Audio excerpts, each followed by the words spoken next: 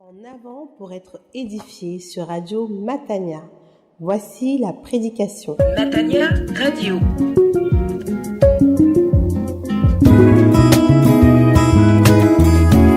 Auditeur de Radio Matania, j'introduis une prédication du pasteur Claude Missidi-Bazi qui a pour titre le suivant, La vraie grandeur. Hypothèse de référence, celui de Matthieu chapitre 18, les 6 premiers versets. La vraie grandeur, Matthieu chapitre 18, versets 1 à 6. Cette prédication est riche, comme toutes les autres, mais celle-ci a la particularité de mettre un accent sur l'humilité, sur également la définition du royaume des cieux. C'est vraiment une prédication que je vous recommande vivement et que je vous invite à partager autour de vous. Que le Seigneur vous bénisse abondamment. Restez fidèles au programme de Radio Matania. Matthieu chapitre 18, versets 1 à 6. Accueillons la parole du Seigneur. Amen. À ce moment, les disciples s'approchèrent de Jésus et dirent : Qui donc est le plus grand dans le royaume des cieux ? Jésus, ayant appelé un petit enfant, le plaça au milieu d'eux et dit : Je vous le dis en vérité, si vous ne vous convertissez et si vous ne devenez comme les petits enfants, vous n'entrerez pas dans le royaume des cieux. C'est pourquoi quiconque se rendra humble, comme ce petit enfant sera le plus grand dans le royaume des cieux. Amen. Et quiconque reçoit en mon nom un petit enfant comme celui-ci, me reçoit moi-même. Mais si quelqu'un scandalisait un de ces petits qui croient en moi, il vaudrait mieux pour lui qu'on suspende à son cou une meule de moulin et qu'on le jette au fond de la mer. Amen. Amen. Nous voulons prier. À l'écoute de ta parole, Maître souverain, Seigneur de gloire, nous avons besoin de ton aide, de la puissance et de l'inspiration de ton Esprit Saint. Amen. Amen. Sans toi, nous ne pouvons rien faire. Oui, c'est vrai. Il y a tant de contradictions en nous, tant de mensonges et de ténèbres. Mais tu es la vérité. Amen. Amen. Tu es la lumière. Et tu es souverain. Ainsi, conscients de notre état, nous nous tournons vers toi pour recevoir de ta part la lumière, Amen. le don de la vérité Amen. et la puissance de ton Esprit Saint. Amen. Glorifie ton nom Amen. à l'annonce de ta parole. Glorifie ton nom en sauvant encore ceux à l'instant même à l'écoute de ta parole. Amen. Et que ton règne vienne. Amen. Et que ta royauté s'exerce au milieu de nous. Amen. Amen. Tu es roi et tu règnes dans les cieux et sur la terre. Alléluia. Via la mort et ta résurrection, tu as reçu le nom qui est au-dessus de tout nom. Tu es couronné de gloire et d'honneur. Et tu t'imposes partout en même temps, car tu es le maître souverain. Je te rends grâce pour ta parole, Amen. qu'on ne peut pas arrêter, car c'est une parole puissante. Une parole qui libère, une parole qui guérit, une parole qui redresse, Amen. et une parole qui transforme Amen. Amen. ceux qui l'écoutent avec foi. Père, je te rends grâce pour la grandeur de ta parole et pour les bons fruits qui en découleront. Au nom de Jésus-Christ. Amen. Amen.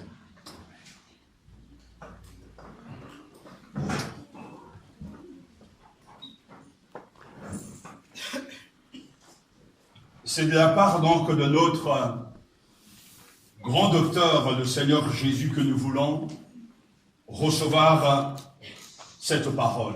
Amen. Christ est unique, le Seigneur est unique et restera unique. Car sans la personne du Christ, le christianisme n'est rien. Amen. Amen. une gnose, une connaissance, une idéologie, tout au plus. Ce qu'il faut penser, c'est le Christ.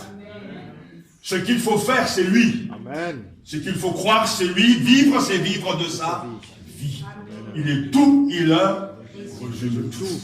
Amen, amen, amen. Il ne peut qu'être le centre de toute théologie et le sujet inépuisable de ma méditation, de notre méditation. Amen. Jésus-Christ nous suffit, non pas Christ plus quelque chose, ou Christ ajouté à quelque chose. D'autres, nous devons faire le tour du monde, en commençant donc à Corbeil et crier « Jésus satisfait pleinement ». Et c'est de lui que nous recevons et que nous accueillons cette parole. Être humble est l'une des conditions d'entrée dans le royaume des cieux. L'humilité est l'attitude et le style de vie qui définit les sujets du royaume de Dieu. Amen. Être humble, se faire petit, est la première règle de vie communautaire.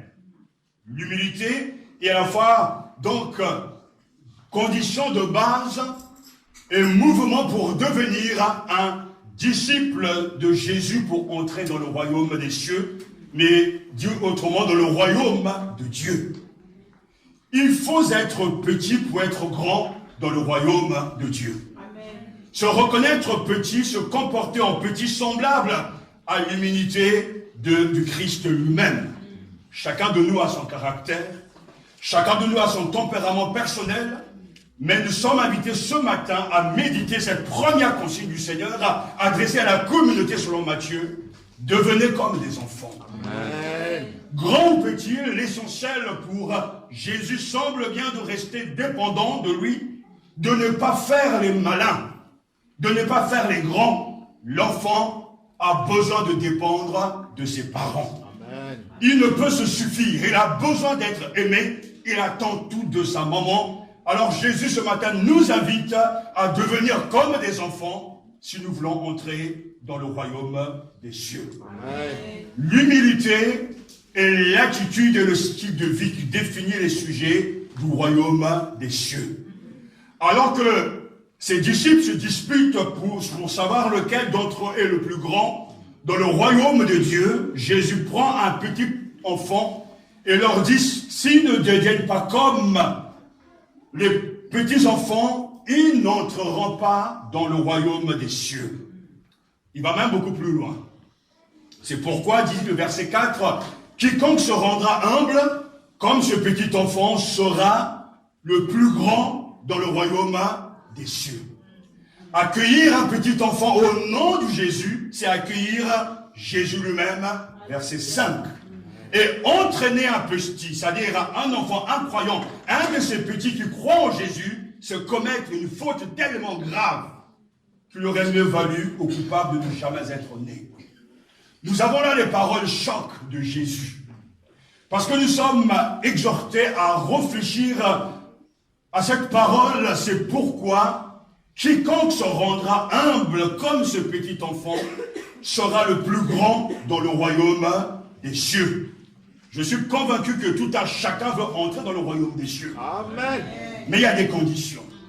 Et ces conditions ne sont pas la réflexion, la conséquence d'un mouvement des pasteurs, des prophètes, des docteurs. Mais ces conditions nous sont données par le Seigneur lui-même. Amen. Tout commence par une question. Question de prestige, question de statut, question posée par les disciples de Jésus. À cette heure-là, les disciples s'approchèrent de Jésus et lui dirent « Qui donc est le plus grand dans le royaume des cieux ?» Qui donc? À quoi faut-il le rapporter ici? Jésus dispose du royaume. Il est roi pour ses disciples. Amen. Et les disciples s'approchent de lui pour l'interroger. Et nous, dans ce royaume, quelle place nous donnes-tu? Il pose une question au maître, au Seigneur. Qui donc est le plus grand dans le royaume des cieux? Le comparatif est très marquant. le plus grand, non d'abord en autorité gouvernementale, mais en dignité religieuse. Il précise la question dans le royaume des cieux. Matthieu, qui écrit pour les Juifs, utilise bien sûr ce langage, le royaume des cieux, mais dans d'autres versions, c'est le royaume des dieux, c'est la même chose. Il est bien question donc de ce thème principal, de ce thème qui est la base de ce slogan important, le royaume des cieux. Nous avons 4 évangiles. Et les évangiles synoptiques, les 3, Matthieu, Marc et Luc, mettent chacun en avant leur portrait théologique du Christ. Mais s'il y a une chose qui est claire pour tous les évangélistes, c'est le message que Jésus prêche. Et le cœur du message de Jésus, le cœur de son action, c'est que le royaume des cieux est arrivé. Amen. Amen. On trouve l'annonce que le royaume de Dieu est proche. C'est-à-dire l'événement source de sa parole et de ses gestes, la preuve. Il en parle dans plusieurs paraboles, on parle des paraboles du royaume. Et quand il chasse les démons, lui-même dira, si c'est par le doigt de Dieu que je chasse les démons, c'est que le royaume de Dieu déjà est arrivé. Il est là. Et tout au début de l'évangile de Marc, nous avons ce résumé de la prédication de Jésus qui sonne comme un slogan, le temps est accompli et le royaume de Dieu s'est approché. Changez de vie et croyez à l'évangile. Le temps est arrivé, le monde nouveau de Dieu est là. Changez de vie et croyez à l'évangile. C'est donc un temps d'attente qui s'achève. Le royaume est proche et l'exigence est très claire, changez de vie. Changez de comportement, convertissez-vous afin d'entrer dans le royaume des cieux. Amen. Et quand Jésus envoie même ses disciples, le message que leur donne, le thème principal, le sujet de proclamation des disciples, c'est encore le royaume des cieux. Allez et annoncez que le royaume des cieux s'est approché. Matthieu chapitre 10. Et Jésus a parlé du royaume de Dieu, l'expression en araméen comme grec signifie que le règne de Dieu, la manifestation de l'autorité de Dieu est en action. Quand on parle d'un royaume, on parle bien sûr d'un territoire, mais on parle aussi d'un roi. Et le Seigneur est le roi. Son territoire, c'est le monde. Et aujourd'hui, le roi est entré dans sa gloire. Il agit maintenant. Et à chaque fois que le roi arrive à un endroit, il impose sa royauté, sa suprématie, son autorité. Lorsque le roi entre dans une pièce où il y a la mort, il donne la vie. Lorsque le roi rencontre un pécheur, il pardonne ses péchés. Lorsque le roi rencontre un malade, il guérit le malade. Car notre roi est au-dessus des autres rois. Le royaume de Dieu s'est approché. La souveraineté de Dieu s'exerce. Et lorsque l'on parle de ce royaume des cieux, le royaume de Dieu, il nous faut garder à l'esprit qu'il s'agit de la royauté de Dieu mise en action. Amen, amen, amen, amen. La royauté de Dieu mise en action. Dieu est devenu roi, sur la terre comme au ciel. Via la vie, la mort et la résurrection de Jésus, Dieu a agi en la personne de Jésus. Personne ne peut ou ne doit y rester indifférent. Il est temps de se convertir. Amen. Lorsqu'on n'est pas un sujet de son royaume, on ne peut pas vivre et être sous l'autorité du roi. On refuse que ce roi domine sur nous. Lorsqu'on n'est pas un sujet du roi et membre de son royaume, citoyen du royaume des cieux, nous ne pouvons pas aimer sa volonté. Nous ne pouvons pas y apprécier sa parole. Nous ne pouvons pas aimer sa compagnie. Mais quand le royaume de Dieu pénètre le cœur, ça veut dire que dans le cœur de celui qui reçoit le Christ, Jésus vient régner. Amen. Jésus vient imposer sa volonté. Amen. Jésus vient chasser les ennemis du royaume, du roi. Et il vient expulser Belzébul, les princes des ténèbres. Oui, le roi règne. Amen. Je sais qu'il règne dans mon cœur. Je sais qu'il règne dans le cœur de ses enfants, de ses élus, et il régnera pour toujours, car son royaume n'a pas de fin. Amen. Le royaume de Dieu, comme le dit ce grand théologien, c'est d'abord le règne de Dieu, l'exercice de son autorité, la manifestation de sa royauté, le pouvoir de son gouvernement, et ensuite le domaine ou la sphère où ce règne est exercé. Et il écrit, il est difficile d'imaginer un règne qui n'a aucune sphère, soit-elle physique, territoriale ou spirituelle. Alléluia. Et la Bible le dit très clairement que notre Dieu règne. Amen. Si Dieu règne, il règne quelque part. Même si ce quelque part est partout, ça veut dire qu'il règne ici. Amen, amen, amen. Même qu'on ne l'accepte pas, même qu'on ne le voit pas, c'est un acte de foi. Dieu règne. Amen. Le Christ règne. Amen. Mais la consommation de ce règne, de sa royauté, n'est pas encore arrivée à son terme. Mais maintenant, il règne dans le cœur de ses élus. Amen. Il domine dans le cœur de ses élus. Notre Dieu est au ciel et il fait ce qu'il veut. Il règne partout en même temps. Il est assis sur le trône. Et Jésus vient pour proclamer ce message. Le royaume de Dieu s'est approché. L'heure est venue de changer de vie. L'heure est venue de croire à l'évangile. Et quand il parle, il prêche, allant de village en village, Jésus incarne, agit selon le royaume.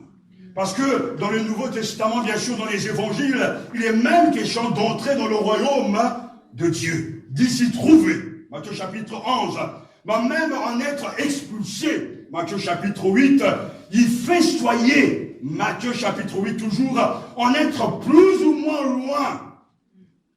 Marc chapitre 12, et que même des clés permettent d'en réglementer l'accès. Matthieu chapitre 16. Qui donc est le plus grand dans le royaume des cieux? La question est simple et claire. Et le maître va répondre. Et dans sa réponse, il nous donne de comprendre que c'est l'une des conditions pour entrer dans le royaume des cieux. Appelant un enfant, il le plaça au milieu d'eux. Et il dit en vérité, à chaque fois que Jésus utilise ce deux mots, en vérité, ce qu'il va dire est solennel. Amen, amen, amen, amen. C'est du sérieux, c'est du lourd. Amen. Je vous le déclare, si vous ne changez et ne devenez comme les enfants, vous n'entrerez pas dans le royaume des cieux. Amen. C'est là la première condition. Jésus appela un petit enfant et il va parler en quelque sorte en parabole pour expliquer à ses disciples et répondre à ses disciples. Vous qui cherchez le pouvoir des rangs, des titres, un statut dans mon royaume, je vous propose un autre regard. Une autre interprétation par rapport à ce royaume. Dans le royaume terrestre, on aime le pouvoir, on aime les grades. On aime les statuts. On aime dire que je connais X. Je connais tel ministre. Je suis proche de telle star. Dans le royaume de Dieu, la manière de raisonner, de penser découle de notre roi. Et ce que Jésus dit est solennel. En vérité, je vous le déclare. Si, condition, mais qui implique justement dans le texte grec, possibilité, si vous ne changez et ne devenez comme les enfants, non, vous n'entrerez pas dans le royaume des cieux. Il me plaça donc au milieu et il déclara, Amen, je vous le dis. Mais qui est donc le plus grand? A-t-il répondu à la question? Qui est le plus grand dans le royaume des cieux? Seigneur, je veux savoir. Quelle place aurais-je dans ton royaume? Je suis apôtre, je suis un de tes disciples dès le début, mais quelle est ma place? Je mérite une place d'honneur.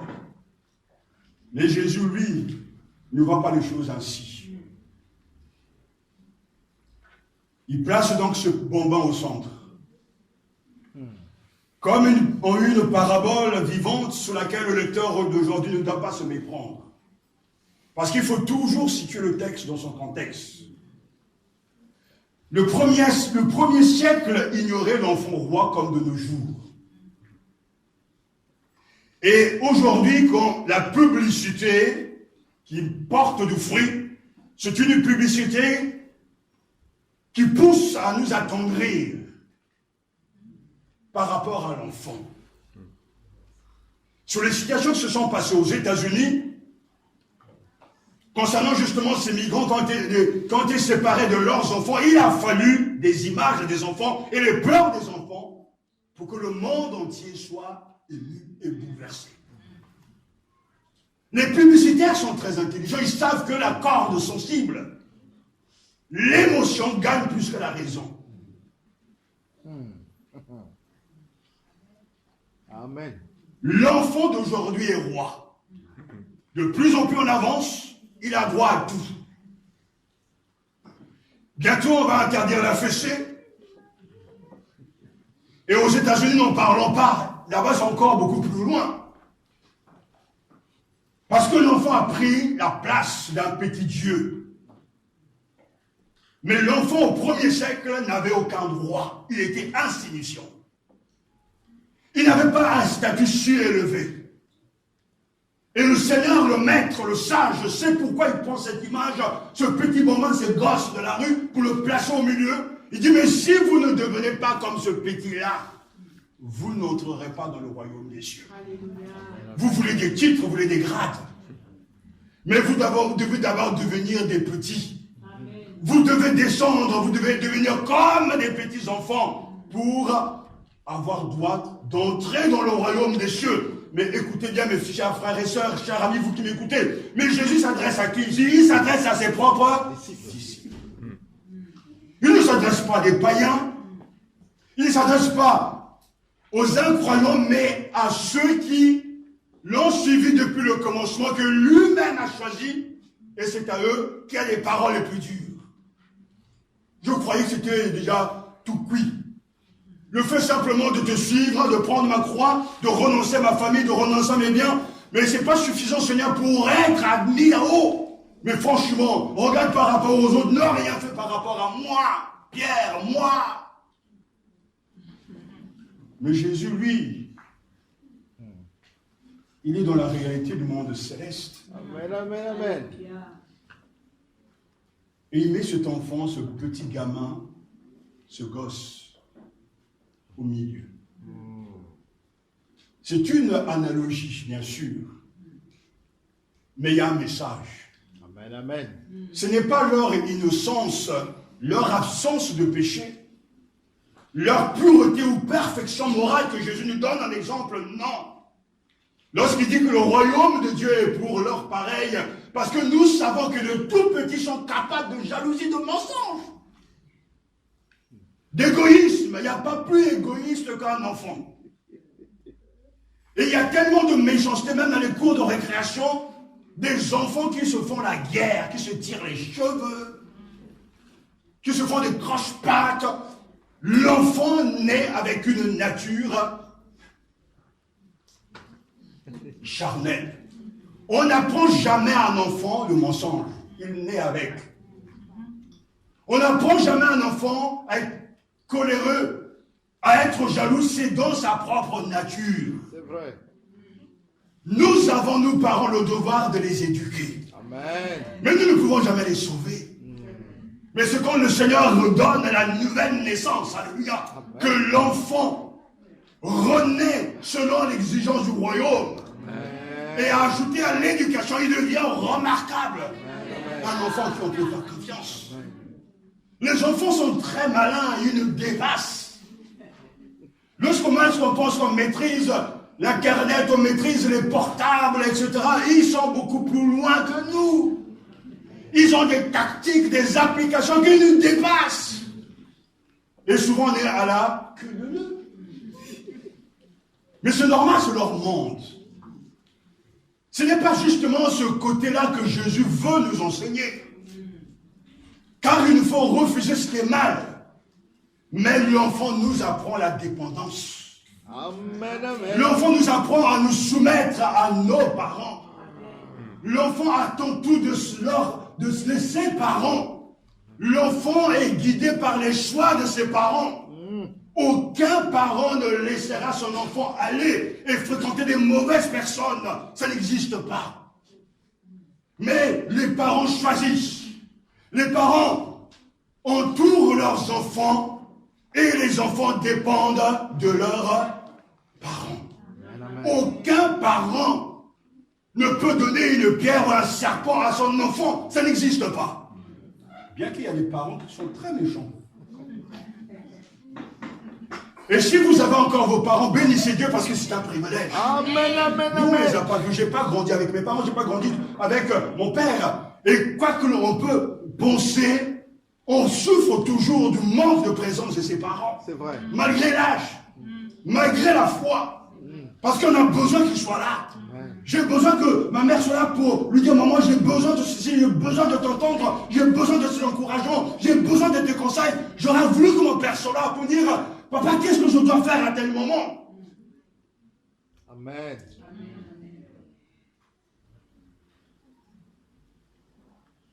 Mais on a appris, par la grâce de Dieu, à dépendre de notre Père Céleste, Amen. qui était un bon papa, Amen. et qui sait nous guider. Jésus, en plaçant ce petit au milieu, veut nous enseigner l'humilité. Amen. La dépendance, et dit bien, si vous ne vous convertissez, et si vous ne devenez comme les petits-enfants, vous n'entrerez pas dans le royaume des cieux. Frère, cher ami, mais c'est du sérieux, c'est du lourd. Quelle exigence! Je croyais qu'il suffisait simplement de lever la main pour dire, Seigneur, je te suivrai jusqu'au bout. Non, Jésus dit, si tu ne te convertis pas. C'est là la première explication et la réponse qu'il donne, qu'il donne à ses disciples suite à la question, il faut d'abord s'intégrer à la vie du royaume, il faut d'abord se convertir. Mais je reviens encore, mais à qui parle-t-il? Mais de quel droit ose-t-il parler comme ça? Mais à qui? Mais à ses disciples. Et pas les moindres. Nous, à côté de Jean et les autres, on est vraiment des nains. Mais pourtant, Jésus s'adresse bien à ces géants que nous admirons tant.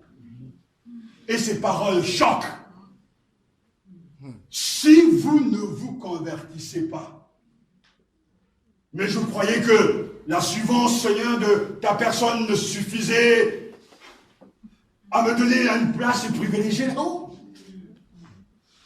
Et je peux comprendre qu'humainement, ils peuvent négocier, mais Seigneur, compte ce qu'on a fait pour toi. Nous sommes tes porte-paroles. Si on n'était pas là, tu seras tout seul.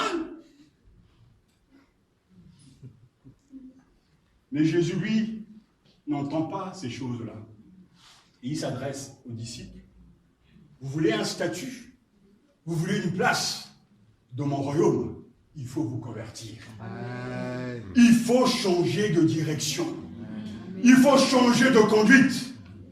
Vous devez prendre un autre cheminement, une autre orientation. Et le verbe qui est utilisé ici, le verbe grec, stéphéo, au passif en plus, se dit faire demi-tour, abandonner une chose pour adopter une autre. C'est-à-dire faire demi-tour, jadis, tu prenais ce chemin, tu te dirigeais dans ce sens, mais tu fais demi-tour. Et tu abandonnes l'autre chemin pour choisir et adopter l'autre chemin. C'est-à-dire on quitte à mettre avec une manière d'être, une manière de penser pour épouser l'autre maître avec une autre manière de penser. Amen, amen, amen. Se convertir, se changer de maître. Changer sa manière de penser, prendre les pensées de Dieu et rejeter les pensées du monde. Amen. Refuser le mensonge pour accepter la vérité. Refuser l'impureté pour accepter la pureté. Vivre dans la lumière et fuir les ténèbres. Amen, amen, C'est ce que amen. Jésus est en train de dire. Il faut vous retourner.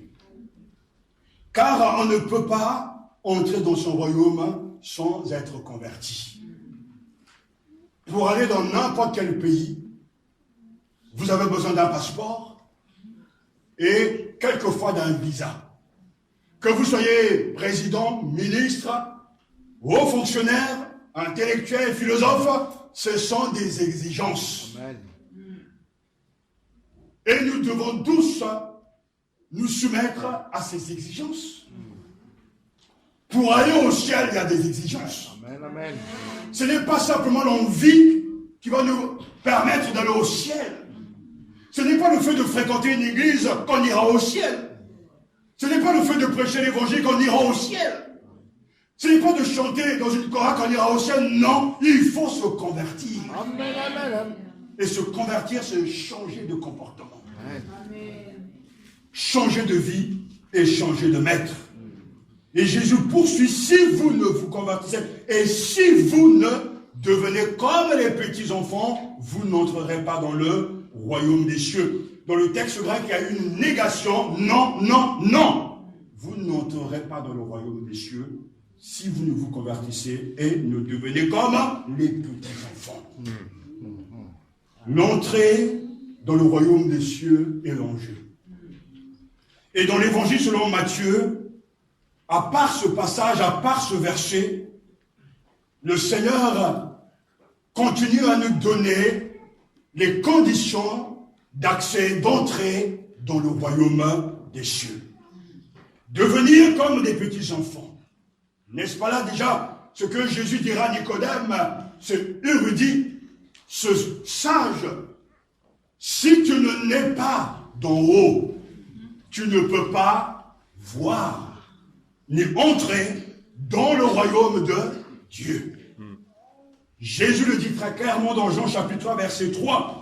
Et Jean chapitre 3 verset 5 nous dit, en vérité, je te le dis, si un homme ne naît d'eau et d'esprit, il ne peut pas entrer dans le royaume de Dieu. Est-ce que tout le monde a bien entendu les conditions? Il faut renaître d'en haut. Mais qui nous fait renaître? C'est d'abord le Seigneur. Amen. À l'écoute de sa parole, il nous donne à la foi de croire en lui et de recevoir une nouvelle nature. Et Dieu devient notre Père. Amen. Nous recevons l'Esprit de Dieu et nous vivons en compagnie et avec le Seigneur. Pour entrer dans le royaume des cieux, donc, c'est bien un territoire, un endroit. Il faut devenir un petit enfant, mais il faut que nous soyons dans les conditions de ce royaume. En fait, il faut dès ce matin avoir son avatar. Amen, amen, amen. En Christ est notre avatar. Amen, amen, amen.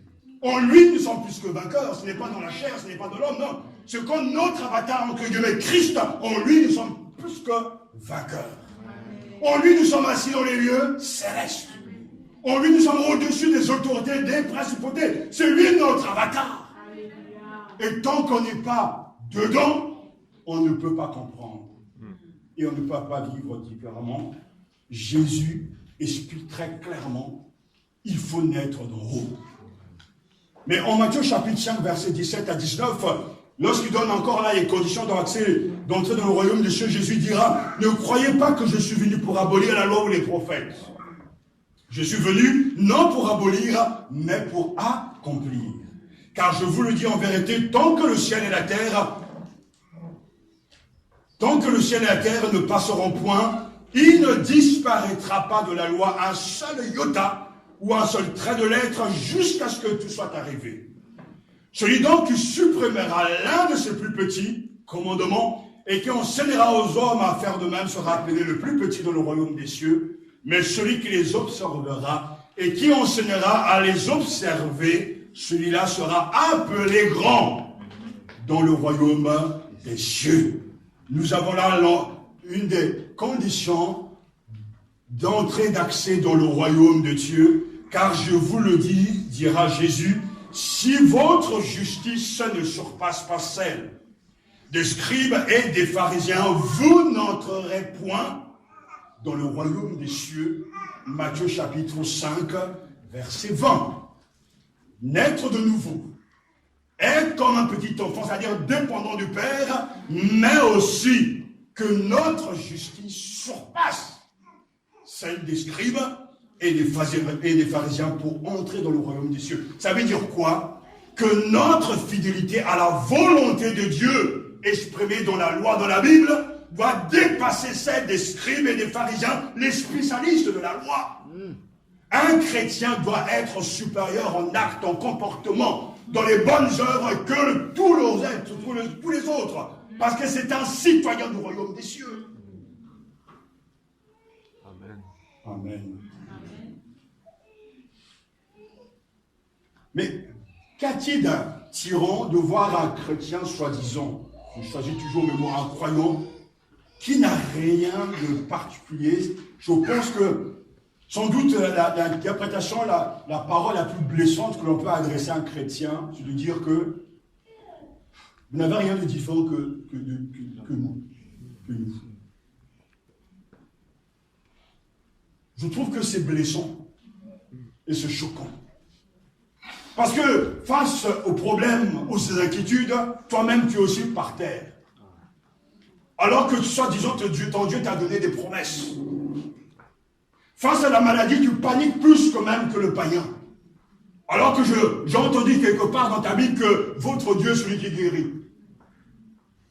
Face à la mort, tu trembles, parce que tu ne sais même pas où tu iras après.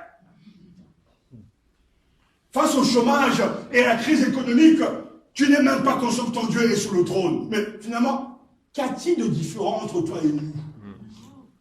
Tu es aussi bourré de problèmes, de préjugés. Tu as la boulimie justement de consommer et tu n'es jamais satisfait, tu n'es jamais heureux. Tu changes d'humeur tous les jours. Tu es instable. Mais qu'a-t-il d'attirant dans ta foi? Tu ne donnes même pas envie d'aimer Jésus. Et Martin Luther King a copié sur qui? Gandhi. Et Gandhi a dit ceci: montrez-moi un chrétien qui suit le Christ et je le suivrai. Et je le suivrai. Venant de ce grand sage, c'est qu'il savait bien qu'il y a des gens qui disent des choses mais qui vivent différemment. Nous parlons de résurrection, nous disons oh les autres religions ne valent rien. À bas les catholiques, à bas les musulmans, à bas l'hindouisme, à bas tous les autres. Nous sommes les chéris de Dieu, nous sommes dans la vérité. Mais quelle vérité? Mais qu'y a-t-il de différent entre nous et Mère Teresa qui a vécu pour les pauvres? On sait facilement balancer des grenades pour juger. Nous avons la doctrine. Et alors, Jésus dit, si tu ne te convertis pas, si tu ne changes pas de direction, tu n'iras pas au ciel. C'est bon d'avoir la bonne doctrine, mais il faut vivre la doctrine. Amen.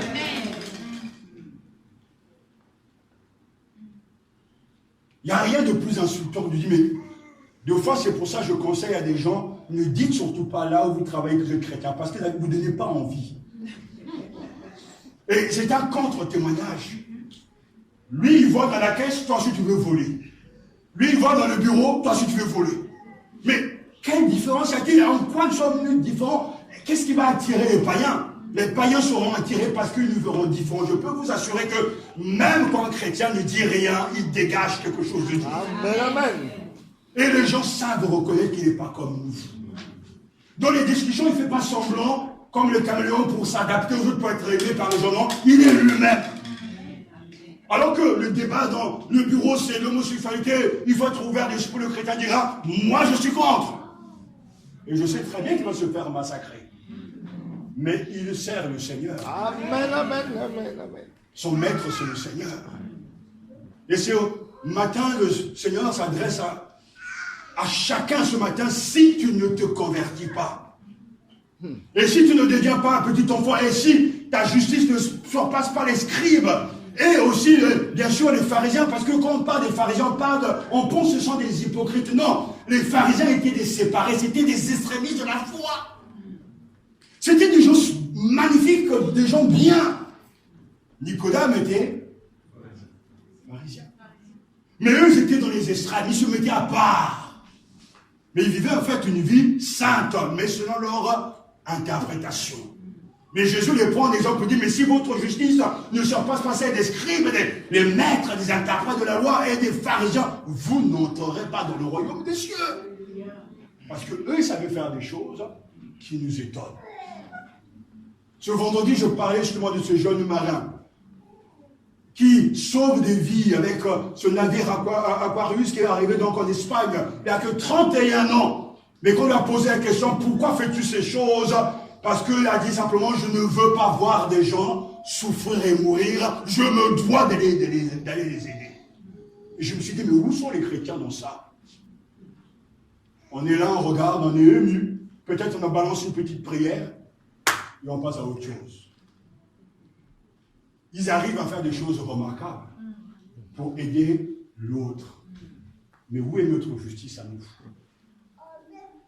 Le fait d'être à l'église, on se chamaille, on se discute, on envoie des paroles ça et là, mais où sont nos œuvres qui témoignent que nous avons la foi? Et Jésus nous dit très clairement, si votre justice ne surpasse pas celle des scribes et des pharisiens, vous n'entrerez pas dans le royaume des cieux. À l'écoute de cette parole, on doit trembler. Amen, amen, amen. Et réfléchir. Et regarder nos vies, nos œuvres, qu'a-t-il de concret? Et Jésus lui-même, plus loin dans Matthieu chapitre 7, verset 21, ira beaucoup plus loin encore en disant justement, ce n'est donc qu'à leurs fruits que vous les reconnaîtrez. Ceux qui me disent Seigneur, Seigneur, n'entreront pas tous dans le royaume des cieux, mais seulement celui qui fait la volonté de mon Père, qui est dans les cieux. Plusieurs me diront ce jour-là, oh Seigneur, Seigneur, n'avons-nous pas prophétisé en partant? Non. N'avons-nous pas chassé des démons en partant? Non. Et n'avons-nous pas fait des miracles en partant? Non. Alors je leur dirai ouvertement, je ne vous ai jamais connu. Retirez-vous de moi, vous qui commettez l'iniquité. Oh, ces paroles sont terribles. Jésus ne dit pas que ce sont des fausses prophéties. Non, il y a des choses réelles qui se passent. Mais Jésus dit, je ne vous ai jamais connu. C'est-à-dire qu'au moment même où ils prophétisent, ils chassent les démons, ils ne connaissent pas le maître. Les frères et sœurs, je lance un appel à l'église, les vrais fruits de l'esprit, c'est un changement de cœur. C'est un changement de caractère, c'est un changement de tempérament. Les vrais fruits de l'esprit, qui sont là l'œuvre et les marques de l'esprit de Dieu, c'est des gens qui jadis étaient jaloux et ne le sont plus. Des gens égoïstes et ne le sont plus. Des personnes méchantes mais qui ne le sont plus. Parce que la grâce de Dieu est passée par là et que la grâce de Dieu a apporté une nouvelle nature. Vous n'entrerez pas dans le royaume des cieux si vous n'avez pas accompli la volonté de mon Père qui est dans les cieux. Laisse-moi te poser une question encore ce matin. Es-tu dans la volonté de Dieu? Est-ce que tu fais la volonté de Dieu? Est-ce que tu es entré dans le projet de Dieu pour ta vie? La seule chose qui doit t'animer, qui doit te pousser, qui doit t'habiter, c'est de finir et d'achever la volonté de Dieu pour toi.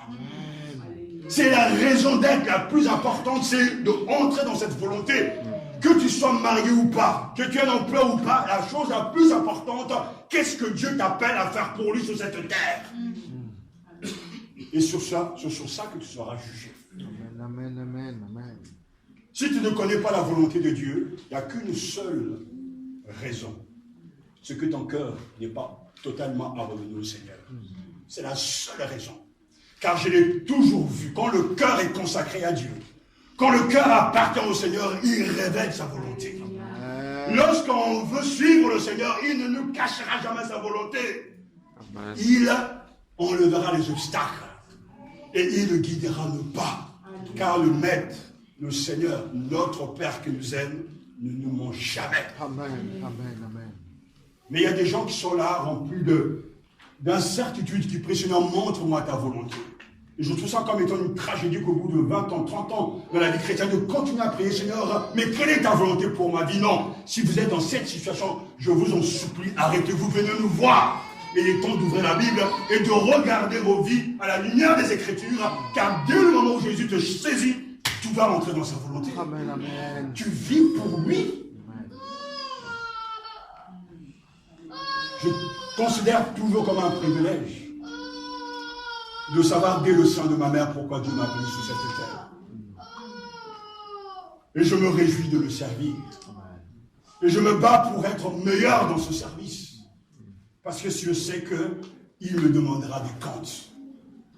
Ce qui est important, ce n'est pas de dire Seigneur, Seigneur, mais de faire la volonté de notre paquet de cieux. Et à la fin de notre course ici-bas, après des larmes, après les joies, nous pourrons entendre la voix de notre maître lui dire, entre dans la joie. Dedans, maître bon et fidèle. Amen, amen, amen. L'accès à la porte céleste. Et il nous attendra pour nous récompenser. Mais finalement, la question que les disciples ont posée à Jésus n'a même pas de sens. Mais qui est le plus grand dans le royaume des cieux? Mais Jésus leur dit, mais avant de songer à des places, à des trônes, devenez d'abord comme des enfants. Convertissez-vous. Aimez la volonté de Dieu, aimez la Bible. Et vivez selon la Bible. Et à la fin, vous serez dans la gloire. Celui-là donc qui se fera petit comme cet enfant, voilà le plus grand dans le royaume des cieux. Ça montre la force de cette vertu qu'est l'humilité. Amen. Celui qui se considère comme petit, qui ne se prend pas pour un grand. Voilà celui qui a de l'importance aux yeux de Dieu et dans son royaume. Parce qu'on aime dire moi, moi, moi, moi. Celui qui est humble, on peut lui dire tu as péché, il s'humilie encore. Celui qui est humble n'est pas dans... Parce qu'il est humble comme un enfant ne calcule pas. C'est vrai qu'il y a des enfants qui sont... Rusés. Très malins. Mais de manière, en général, l'enfant, quand tu lui dis quelque chose, ne va pas commencer à penser de midi à 14h. Ce qu'il est vrai que les choses changent. Parce que quand nos parents jadis nous disaient « Arrête, ne fais pas ceci, ne fais pas cela », on écoutait. Et on n'avait pas des têtes remplies de pensées bizarres. Et quelquefois, nos parents nous font confiance.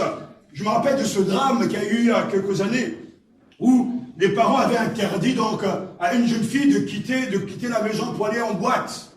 Mais la jeune fille, je ne sais pas par quelle ruse, parce que les enfants connaissent les habitudes des parents, a réussi à se quitter la maison, elle est en boîte, il y a eu un accident, elle est décédée. Les policiers arrivent donc chez les parents, ils sonnent, on leur ouvre la porte, ils disent voilà, on vient vous annoncer une mauvaise nouvelle. Tout de suite, le papa dit, mais de qui parlez-vous? Mais de votre fille. Mais notre fille est dans la chambre. Sans doute au moment où les parents regardaient la télévision, etc., elle a réussi à se faufiler en faisant passer un message à ses frères et sœurs, je dors. Ils sont bien sûr allés voir dans la chambre, elle n'était pas là. Arrivé justement à l'hôpital, c'était bien leur fille. Quelle tragédie. On ne connaît pas jusqu'où la perversité de l'enfant peut arriver. Mais de manière générale, on ne calcule pas ce genre de choses. Un enfant écoute. Amen. Un enfant obéit. Amen. Un enfant ne raisonne pas. Amen. Et si aujourd'hui vos enfants entrent dans l'esprit de ce siècle, cet esprit qui veut contredire l'autorité, dès que papa parle, maman parle, l'enfant parle aussi.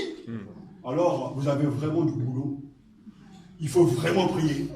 Il faut vraiment les éduquer. Parce que vous les avez déjà perdus.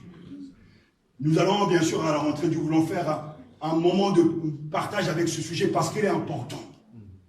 Et Dieu veut sauver nos enfants. Amen. Mais nous devons devenir semblables à des enfants, dépendre de notre Père. Et quand il y a dépendance, il y a confiance. Amen. On ne peut pas douter que notre Père nous déteste. Et que même dans les choses qu'il nous accorde, ce qu'il permet dans nos vies, ne doutons jamais que nous avons un Père aimant. Amen. Il fait des choix. Des fois, ce sont des choix difficiles. Il y a des interdits, des interdictions, mais il sait ce qui est bon pour nous. Amen. Je sais ce qui est bon pour mes enfants. Ma épouse sait ce qui est bon pour nos enfants. Et tous les parents sont censés savoir ce qui est bon pour leurs enfants. Qui ici ira donner un pistolet à son enfant? Personne. À moins d'être complètement shooté.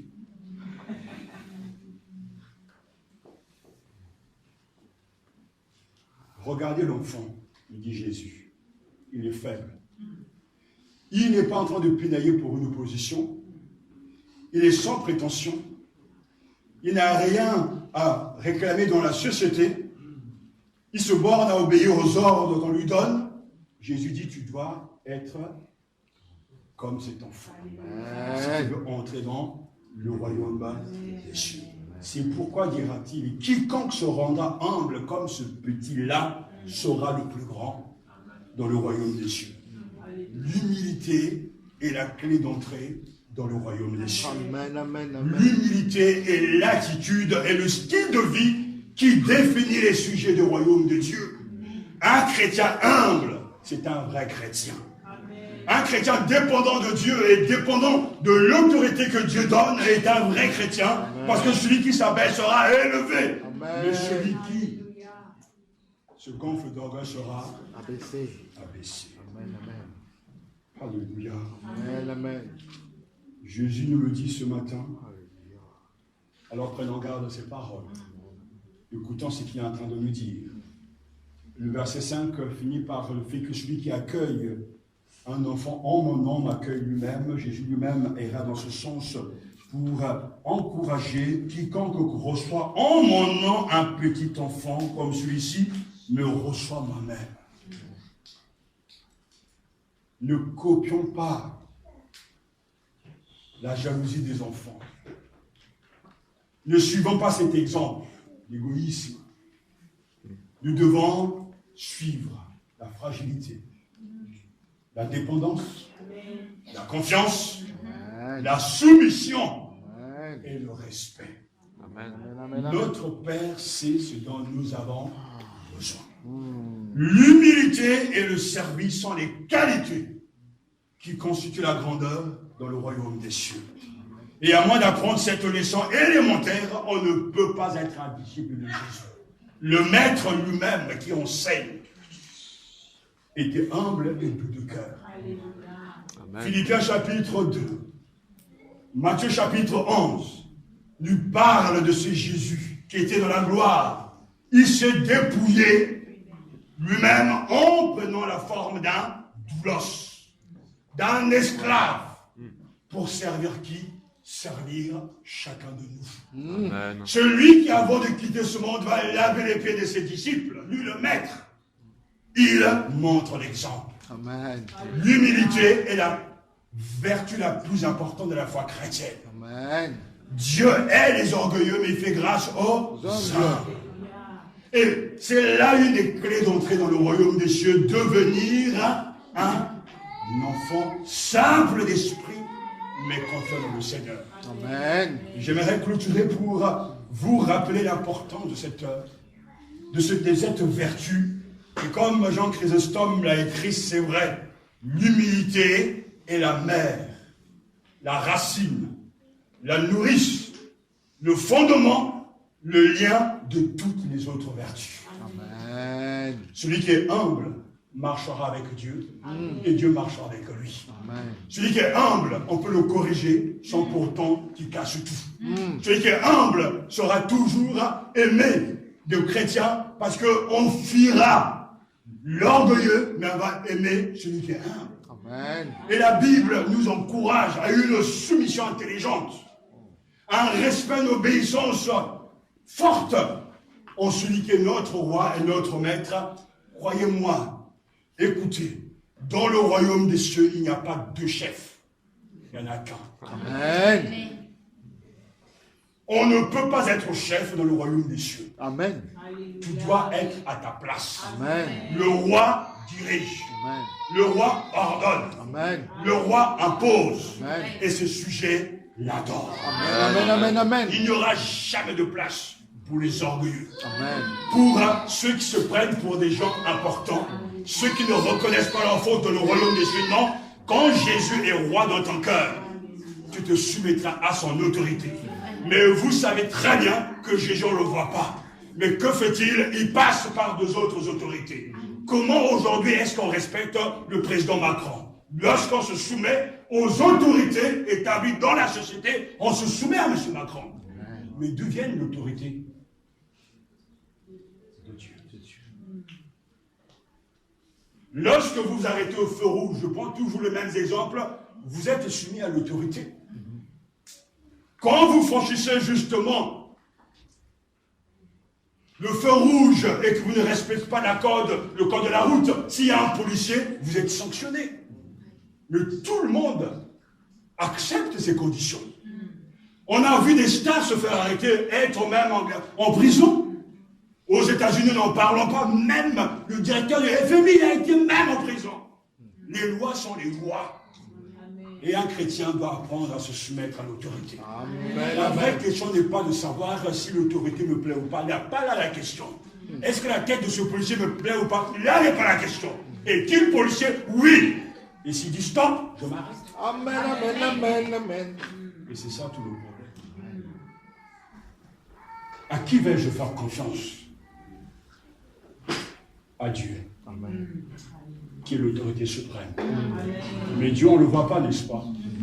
Mais vous nous voyez, on se voit. Amen, amen. Le policier, on le voit. Amen. Mais pourtant, on se soumet. Qui ici peut se permettre lorsque il est dans l'état de payer des impôts, il dit je ne veux pas le faire, il envoie donc un courrier au centre des impôts, il dit je ne paierai pas mes impôts. Oh, ça ne va pas durer longtemps. Vous n'avez rien à faire même. À la fin du mois, c'est déjà débité. Personne n'a le pouvoir même sur son compte. Et je ne vois personne aller donc au centre des impôts du voilà, mais au nom de quoi vous avez fait ça? Le monsieur même vous regarde, appelle un policier, on vous retrouve à Fresnes, quoi, à Fleury-Mérogis. Bon, ça va loin. Vous comprenez ce que ça veut dire? Nous sommes soumis à des autorités. Mais le chrétien doit apprendre à se soumettre à l'autorité suprême. Amen. Et l'accepter même quand ça ne me plaît pas. Le roi règne. Amen. Seigneur, que dois-je faire pour toi? L'humilité est la porte d'entrée dans le royaume des cieux. Il conduit les humbles dans la justice. Il enseigne aux humbles sa voie. Psaume 25, verset 9. Je vous laisse ces paroles vraiment d'encouragement. Il conduit les humbles dans la justice. Il enseigne aux humbles sa voie. Et Proverbes chapitre 3, verset 34 nous dit, l'humilité nous permet de goûter à sa grâce. Il se moque des moqueurs, mais il fait grâce aux humbles. Amen. Prenez mon joug sur vous et recevez mes instructions. Car je suis doux et humble de cœur. Et vous trouverez le repos pour vos âmes. Matthieu chapitre 11, verset 29. Quiconque se lève sera abaissé. Et quiconque s'abaisse sera élevé. Matthieu chapitre 23, verset 12. Et 1 Pierre chapitre 5, verset 5. De même, vous qui êtes jeunes, soyez soumis aux anciens. Et vous, dans vos rapports mutuels, revêtez-vous d'humilité, car Dieu résiste aux orgueilleux, mais il fait grâce aux humbles. Et Philippiens, c'est vraiment le texte par excellence. Il a paru comme un vrai homme. Il s'est humilié lui-même, se rendant obéissant jusqu'à la mort, même jusqu'à la mort de la croix. Amen, amen, amen, amen. Le maître, Amen, amen. l'unique, l'inimitable. Amen. Personne n'est digne de lui. Mais il a fait. Il a fait pour moi. Il l'a fait pour toi. Amen, amen. Ce matin, en repartant et en fermant ta vie, pose-toi la question, as-tu maintenant compris les clés d'accès dans le royaume des cieux? Ça ne dépend que de toi. Prends ta place, ta position devant le Seigneur. C'est à toi de le faire. Ce n'est pas à lui de le faire. Il s'est humilié lui-même. Et le message que Dieu t'adresse, que nous adresse, si tu n'es pas comme ces petits enfants, tu n'entreras pas dans le royaume des cieux. Que Dieu vous bénisse. Amen, amen. Et qu'il donne à chacun d'avoir un cœur humble, de se soumettre, car à la fin, ça sera la gloire. Courbons nos fronts devant nous.